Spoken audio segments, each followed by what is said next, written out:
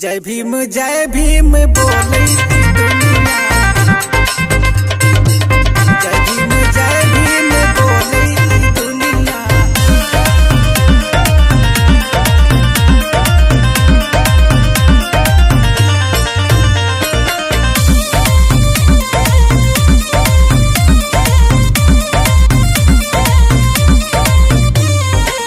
पहले शिक्षा के रहा अंधियारावा, ज्ञान से अपने किया उजियारावा।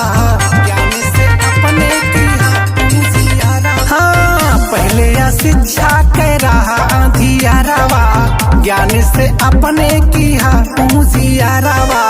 भारत की ताई तू ही हमारे साहब किया पूरे बनिया। जय भीम बोले ई दुनिया। जय भीम बोले सारी दुनिया।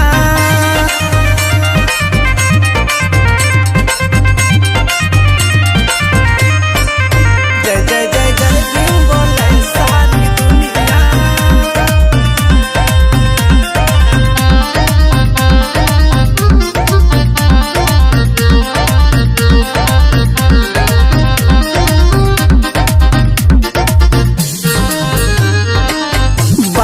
डिग्री 9 भाषा के ज्ञाता, भारत रत्न तू ही भाग्य विधाता। भारत रत्न तू ही भाग्य विधाता। हाँ, 32 डिग्री 9 भाषा के ज्ञाता, विश्व रत्न तू ही भाग्य विधाता। करी बखान हम कितना अमर हो गई तोहरी लिखनिया। जय भीम बोले ई दुनिया। जय भीम बोले सारी दुनिया। जय भीम बोले सारी दुनिया।